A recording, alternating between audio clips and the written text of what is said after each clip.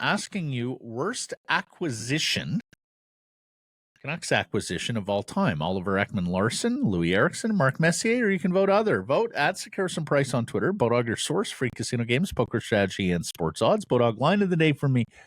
Victor Hovland coming off that scorching 61 and a victory at the BMW Championship. Max Homa should have been right there. He had one bad hole, a triple bogey, kept him out of the proceedings late.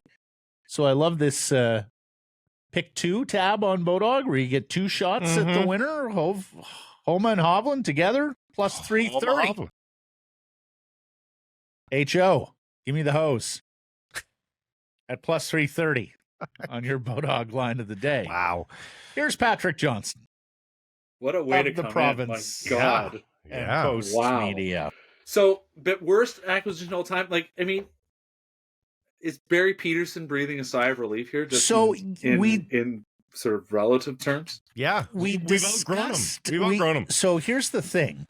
Given the phrasing of the question and the word acquisition, we felt like we couldn't put Barry Peterson on there because here's the thing. He was actually a pretty good player.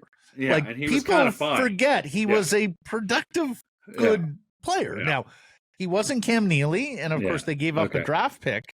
So if you're talking worst trade in Canuck history, it may still be the winner.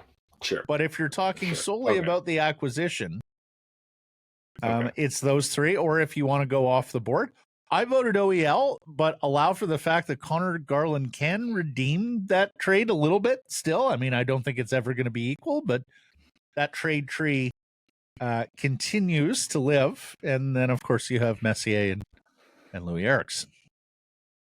I don't even know how to vote. I mean, the thing about if we're going on actually was a productive player, Mark Messier was a productive player. That's why I didn't vote for Messier, because, much as he was tearing the room and the organization apart and generally not really endearing himself at all to the good people of British Columbia, he did put up points. Yeah. Much like Peterson. Yeah. If you're ever looking for a sort of a scorching hot analysis of his time here, you bring on Scott Brown, CP Sports editor Scott Brown. Oh yeah, he's got opinions on this. He's an Edmonton guy, yeah. Anyway, he does it slightly to rile you up, but yes, he will talk glowingly about Mark Messier's time in Vancouver. Point out he was team MVP at least one of those seasons, if I'm not mistaken. Anyway, no, worse, it's Louis Eriksson.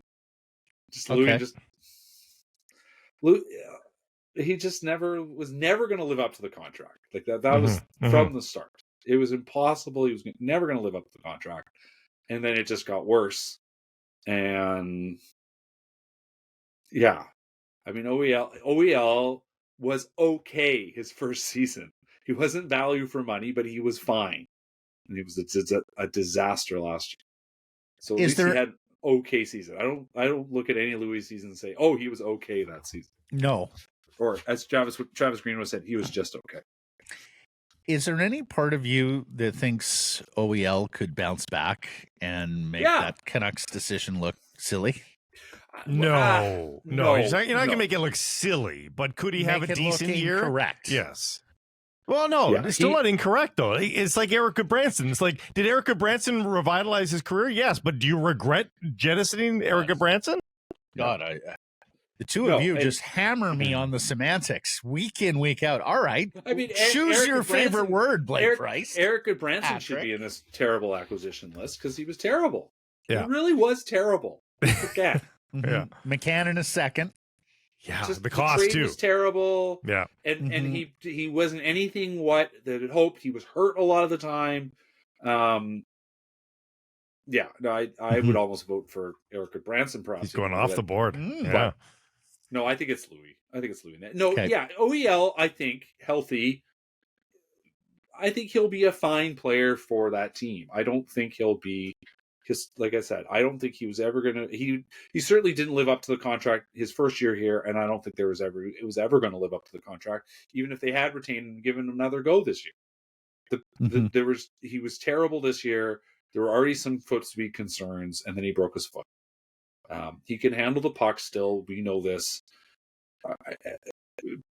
He does struggle with breakout passes, whether that was because he was injured or because he was a game he never had to learn when he was younger and could skate his way out of trouble. He doesn't have to be that guy in Florida. There's already enough good defensemen there. I think as a complementary piece in Florida, I think he has a chance to be a very handy depth defenseman. Moving on. Prospects. Corey Pronman out with his prospect rankings. Well, it's I shouldn't really say prospects because he considers NHLers of a certain age. And one of the reasons why the Canucks have fallen in his ranking from 14th to 24th is Quinn Hughes has aged out. Yeah. Right. So that's difficult. And yet still he talks about how the Canucks are stuck in the middle. Where are you on the prospect pipeline these days? Well, I did my sort of questions left to go story on the weekend, or things for Alvin left to do, and you look at the defense core, and you see some names that they are going to have to make some decisions. But Jack Rathbone seems to have stalled out. Jet Wu, obviously, there's shine still on him, and I actually think it's interesting. I wonder his waiver exempt status. He's now waivers eligible. Does that mean he starts the season on the NHL roster? Because perhaps there's some buzz. I don't think there's a lot of buzz, but you never know. Young defenseman who shoots right, who does have a bit of a hard rock reputation. But obviously the two top end guys, Willander is a very interesting player. Lekaramaki, I watched. He scored that goal last week to start Orebro's preseason. Yeah. And it was good. He cut to the middle and scored from where you want to score. But I couldn't help, and I hate to talk like this, and bear me out. He just looks small, and you just notice. I mean, he's very crafty, he's very skilled. But to be a successful NHLer, he is going to have to score goals like that all the time. And that is hard for any player. And so whether he's big or not is immaterial. But the point drew me to think about how hard it is to score in the NHL. And so that is why I think there are still question marks about him. And certainly in terms of, not that he was drafted at all, but what he stands for as a prospect. And then you can work your way through the various variety of depth players that they have, depth picks that they have. Atu Ratu's, a question, of course. How does he fit in this year? It's not obvious where he slides in, given what they've shoveled around with their center group. And as we've noted, it is, quote, pipeline, not prospects. And, Vasily Podkolzin is a question mark for him here. Silovs, we'll see. And then it's Niels Höglander. I think I was surprised to see him all the way down at 7. I would have rated him higher just given how the second half of his season went in the AHL, but he does have to play in the NHL. He does have to bring himself back to that quality. So it's a lot of question marks at the end of the day. There's more question marks at least than they had, say, 5 years ago, or 4 years ago, I guess, after Tyler Madden. Tyler Madden hasn't made the NHL, so he would have been a question mark kind of guy. The stats may bear this out because you can actually do the stats on the likelihood of a player drafted here. What are the likelihoods that he makes the NHL? But shouldn't one of these guys hit? And I don't mean hit by being a third or fourth line player that just has an NHL career. Because I think a guy like Vasily Podkolzin can do that. I think he can be an NHL player. Right. But of all these guys that are on the top end, the Ratus, the Lekaramakis, isn't somebody going to hit? Isn't it likely that somebody hits? I think it's the traits the player shows.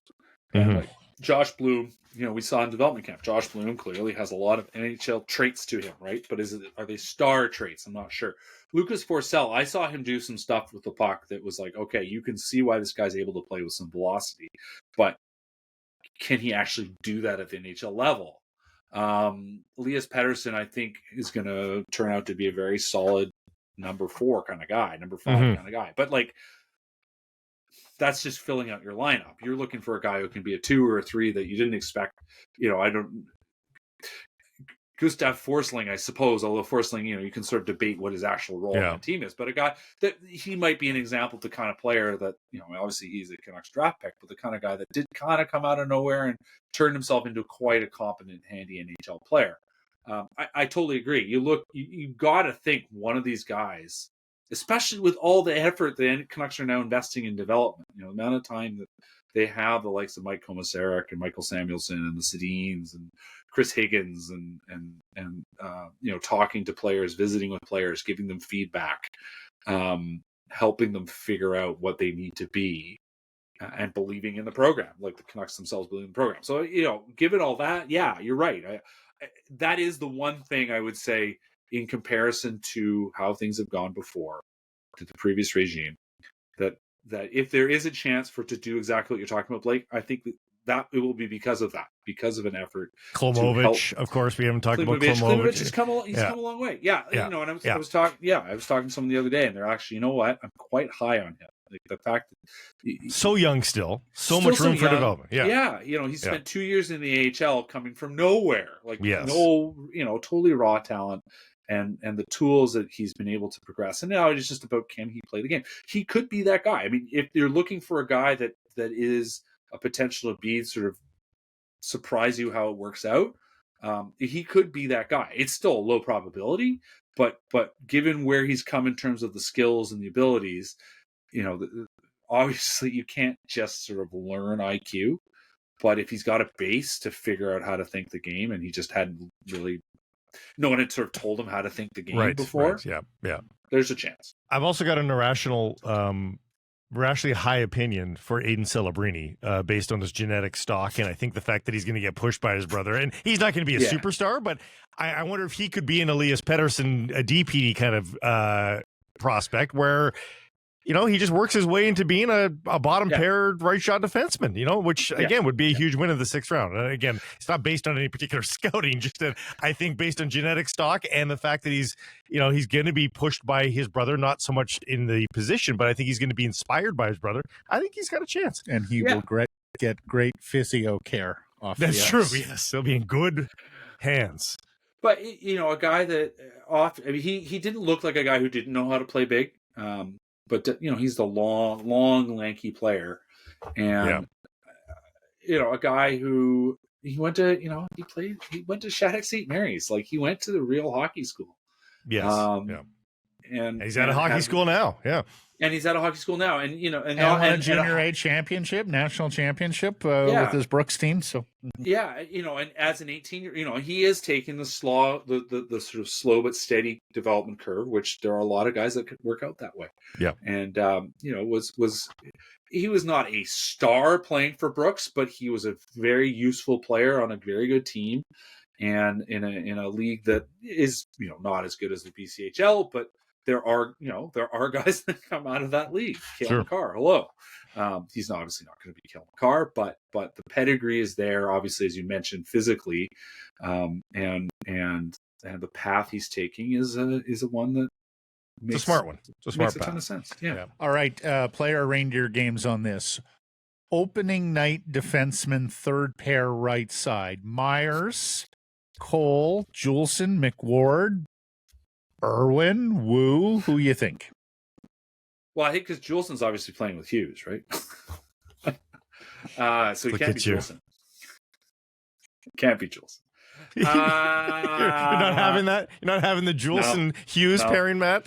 No, you don't want that back. I do believe they brought in a couple of defensemen and with an eye towards playing with Quinn Hughes. Yeah, they might insulate him a little bit. Now, I mean, it may well be that Ian Cole is not able to muster up to that pairing, which is why he's on the poll question.